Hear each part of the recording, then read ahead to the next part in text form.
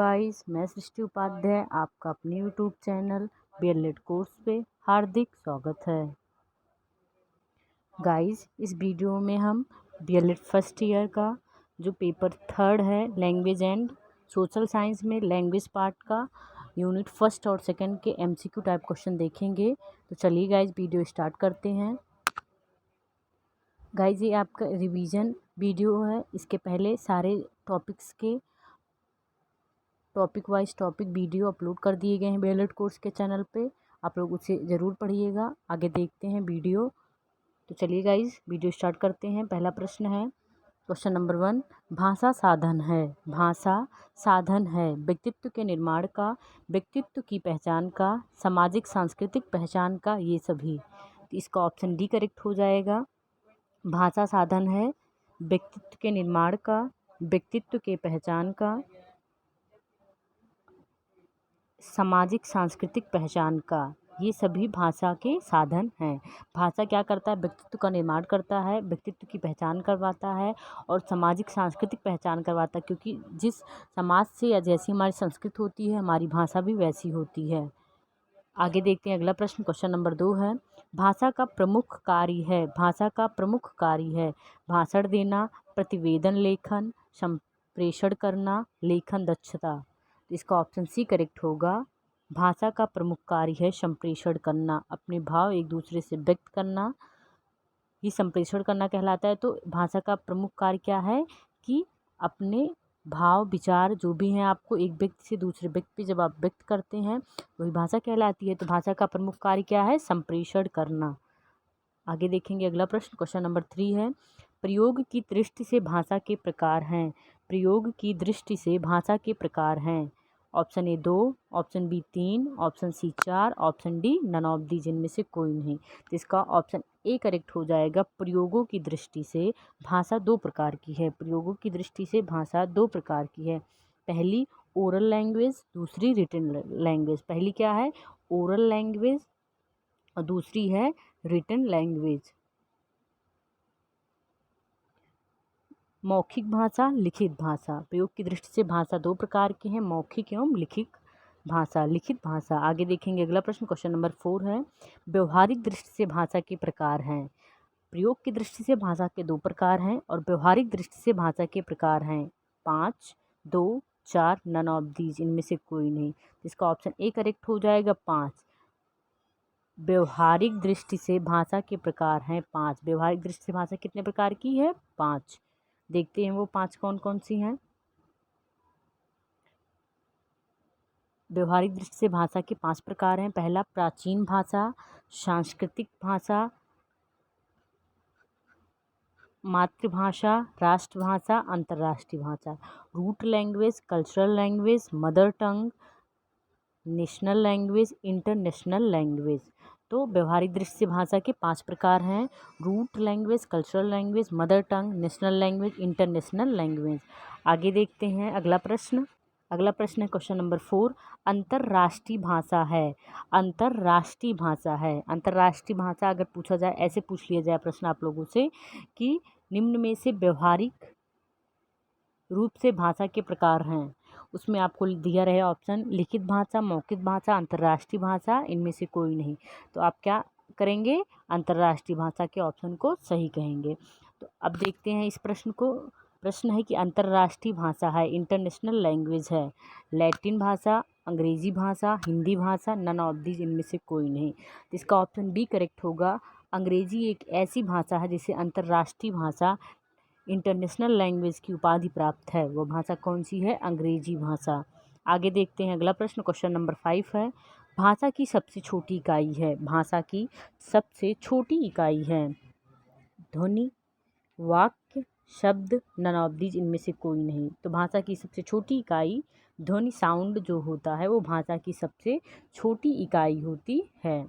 Guys, इस video में आपके जो लैंग्वेज पार्ट है उसके सारे यूनिट्स के जितने भी टॉपिक हैं सारे कवर किए गए हैं, सारे के एमसीक्यू क्वेश्चन कवर किए गए हैं। तो एक प्रकार से आपका रिवीजन भी हो जाएगा। तो वीडियो पूरी देखिएगा। आगे देखते हैं अगला प्रश्न, क्वेश्चन नंबर 7 है, भाषा निर्माण का सही क्रम है। भाषा निर्माण का सही क्रम है। एक भाषा का जब निर्माण होता है उसका सही क्रम है। ऑप्शन ए है ध्वनि, वर्ड, शब्द, वाक्य। मतलब पहले ध्वनि का निर्माण होता है, फिर वर्ड का निर्माण होता है, फिर शब्द का, फिर एक वाक्य बनता है। या ध्वनि का निर्माण पहले होता है, फिर शब्द का निर्माण होता है, फिर वर्ड का निर्माण होता है, फिर वाक्य का निर्माण होता है। ऑप्शन सी है, ध्वनि का निर्माण होता है, फिर वर्ड का निर्माण होता है, फिर वाक्य का निर्माण होता है, फिर शब्द का निर्माण होता है। या ऑप्शन डी है, नन ऑफ दीज, इनमें से कोई नहीं। तो ऑप्शन ए करेक्ट हो जाएगा। पहले किसी भी भाषा में पहले ध्वनि उसकी आती है, फिर वर्ण आते हैं, वर्ण का निर्माण होता है, फिर उस वर्णों के समूह से शब्द का निर्माण होता है, फिर शब्दों के समूह को ही हम वाक्य कहते हैं। तो भाषा निर्माण का सही क्रम है, भाषा निर्माण का सही क्रम क्या है? ध्वनि, वर्ण, शब्द तथा वाक्य। उसके बाद आगे देखते हैं अगला प्रश्न, क्वेश्चन नंबर 8 है। ध्वनि विज्ञान के अंतर्गत अध्ययन किया जाता है। ध्वनि विज्ञान के अंतर्गत अध्ययन किया जाता है भाषा ध्वनि का, भाषा के प्रकार का, भाषा के महत्व का, या नन ऑफ दी, जिनमें से कोई नहीं। तो ऑप्शन डी करेक्ट हो जाएगा, भाषा के प्रकार का, सॉरी भाषा के ध्वनि का। भाषा ध्वनि का अध्ययन किसमें किया जाता है? ध्वनि विज्ञान में। कि मतलब इसमें इसका अध्ययन किया जाता है कि भाषा की प्रक्रिया कैसी होती है, भाषा का निर्माण, भाषा की उत्पत्ति कैसे होती है। जैसे ध्वनि भाषा की सबसे छोटी इकाई है, इसका अध्ययन किसमें किया जाएगा? भाषा विज्ञान के ध्वनि विज्ञान के अंतर्गत इसका निर्माण किया जाता है कि भाषा का निर्माण कैसे होता है।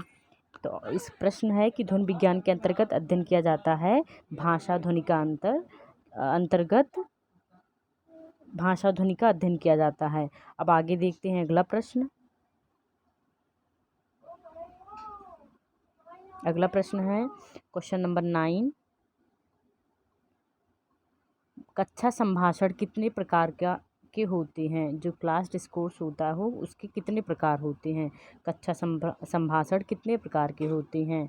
Option A 2, option B 3, option C 4, option D none of the, जिनमें से कोई नहीं। तो ऑप्शन ए करेक्ट हो जाएगा। क्लास डिस्कोर्स जो होता है वो 2 प्रकार का होता है। क्लास डिस्कोर्स 2 प्रकार का होता है। पहला होता है छात्र छात्र के मध्य, छात्र और छात्र के मध्य, स्टूडेंट टू स्टूडेंट, छात्र छात्र के मध्य। और दूसरा होता है छात्र और शिक्षक के मध्य, छात्र और शिक्षक के मध्य। कक्षा संभाषण में एक वार्तालाप होती है छात्र और छात्र के मध्य, दूसरी होती है छात्र और शिक्षक के मध्य। स्टूडेंट टू स्टूडेंट होता है और दूसरा स्टूडेंट टू टीचर होता है। अब आगे देखते हैं अगला प्रश्न। अगला प्रश्न है क्वेश्चन 10। प्राथमिक स्तर पर संभाषण डिस्कोर्स शिक्षण विधियाँ हैं। प्राथमिक स्तर पर जो संभाषण डिस्कोर्स की शिक्षण विधियाँ हैं, खेल विधि, चित्र संभाषण विधि, शब्द प्रदान विधि, ये सभी। तो इसका ऑप्शन डी करेक्ट हो जाएगा। प्राथमिक स्तर पर डिस्कोर्स शिक्षण विधियाँ हैं, संभाषण की शिक्षण विधियाँ हैं, खेल विधि, चित्र संभाषण विधि, शब्द प्रदान विधि। अब आगे देखते हैं अगला प्रश्न, क्वेश्चन 11 है। निबंध है एस्से या निबंध है विचारों का क्रमबद्ध रूप, भावों का क्रमबद्ध रूप, ए एंड बी दोनों, नन ऑफ दीज, इनमें से कोई नहीं। तो इसका ऑप्शन सी करेक्ट हो जाएगा। निबंध क्या है? भावों एवं विचारों का क्रमबद्ध रूप, विचारों का क्रमबद्ध रूप, भावों का क्रमबद्ध रूप ही निबंध कहलाता है। अब आगे देखते हैं अगला प्रश्न, क्वेश्चन नंबर 12 है। निबंध के अंग हैं, पार्ट ऑफ एस्से, निबंध के अंग हैं। प्रस्तावना ऑप्शन ए है, ऑप्शन बी है विषय का प्रसार, ऑप्शन सी उपसंहार, ये सभी। तो इसका ऑप्शन डी करेक्ट होगा। ये सभी जब हम निबंध लिखते हैं तो पहले हम प्रस्तावना लिखते हैं, फिर जो प्रस्तावना में हमने जो हेडिंग से डाली रहती है उसका उस विषय का प्रसार करते हैं, फिर लास्ट में हम उपसंहार लिखते हैं। तो निबंध के अंग ये सभी, ऑप्शन करेक्ट हो जाएगा। आगे देखते हैं अगला प्रश्न। अगला प्रश्न है क्वेश्चन नंबर 13। संप्रेषण की प्रकृति है, कम्युनिकेशन का नेचर है या नेचर ऑफ कम्युनिकेशन है। सामाजिक प्रक्रिया, संप्रेषण एक सामाजिक प्रक्रिया है, संप्रेषण एक सार्वभौमिक प्रक्रिया है, संप्रेषण एक मानवीय प्रक्रिया है, ये सभी। तो संप्रेषण जो होता है वो हमेशा 2 या 2 से अधिक व्यक्तियों के बीच होता है, जिससे ये ऑप्शन सही हो जाता है कि यह सामाजिक प्रक्रिया है। बी देखते हैं तो बी में सार्वभौमिक प्रक्रिया, मतलब संप्रेषण सभी करते हैं, तो ये ऑप्शन बी भी करेक्ट होता है, मानवीय प्रक्रिया है, क्योंकि संप्रेषण में पृष्ठपोषण आवश्यक होता है, जिसके कारण से यह मानवीय प्रक्रिया है। तो ऑप्शन डी करेक्ट हो जाएगा, संप्रेषण सामाजिक प्रक्रिया, मानवीय प्रक्रिया या सार्वभौमिक प्रक्रिया है। इसका नेचर है संप्रेषण का। आगे देखते हैं अगला प्रश्न, क्वेश्चन नंबर 14 है, संप्रेषण में आवश्यक है श्रोता, वक्ता, पृष्ठपोषण, ये सभी।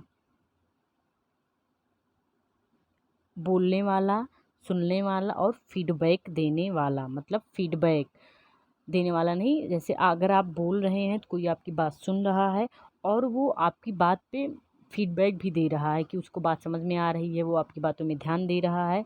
तो ऑप्शन डी करेक्ट हो जाएगा, संप्रेषण में श्रोता, वक्ता, पृष्ठपोषण तीनों आवश्यक होते हैं, क्योंकि एक कुशल संप्रेषण वही माना जाता है जिसमें अगर वक्ता की बात श्रोता सुन रहा है और उसमें रुचि ले रहा है, उस पर पृष्ठपोषण दे रहा है। आगे देखते हैं अगला प्रश्न, क्वेश्चन नंबर 15 है, दैहिक भाषा बॉडी लैंग्वेज है, दैहिक भाषा है बॉडी लैंग्वेज है, शाब्दिक संप्रेषण, अशाब्दिक संप्रेषण, ए एंड बी दोनों, नन ऑफ दीज इनमें से कोई नहीं। तो बॉडी लैंग्वेज एक नॉन वर्बल अशाब्दिक संप्रेषण में आता है। दैहिक भाषा किसके अंतर्गत आता है? अशाब्दिक संप्रेषण, नॉन वर्बल कम्युनिकेशन। आगे देखते हैं अगला प्रश्न, क्वेश्चन नंबर 16। इस वीडियो का लास्ट प्रश्न है, संप्रेषण के प्रकार हैं, संप्रेषण के प्रकार हैं, type of communication, 2, 3, 4, none of these इनमें से कोई नहीं। तो ऑप्शन ए करेक्ट हो जाएगा, संप्रेषण के 2 प्रकार होते हैं, वर्बल एंड नॉन वर्बल। अब आगे देखते हैं कि संप्रेषण के प्रकार।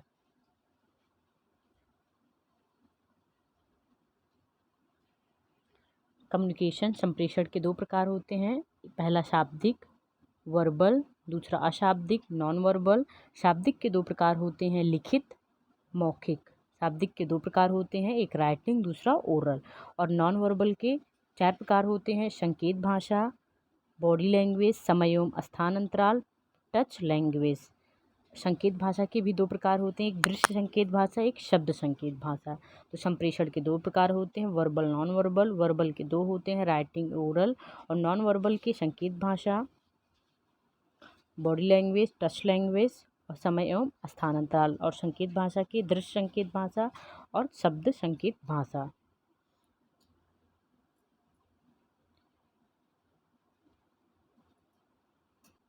इस वीडियो में गाइस हमने पूरे 16 क्वेश्चन किए हैं लैंग्वेज पार्ट से, फर्स्ट और सेकेंड यूनिट के सभी टॉपिकों को मिलाकर हमने इसमें 16 क्वेश्चन कर लिए हैं। अगर वीडियो पसंद आई हो तो लाइक कीजिएगा, बाकी चैनल को सब्सक्राइब कर दीजिए ताकि नए नए वीडियो के नोटिफिकेशन आप लोगों को मिलते रहें। आई होप आपके सारे कॉन्सेप्ट क्लियर हुए होंगे। अगर कॉन्सेप्ट क्लियर होंगे तभी वीडियो को लाइक कीजिएगा। Thank you for watching, thank you guys.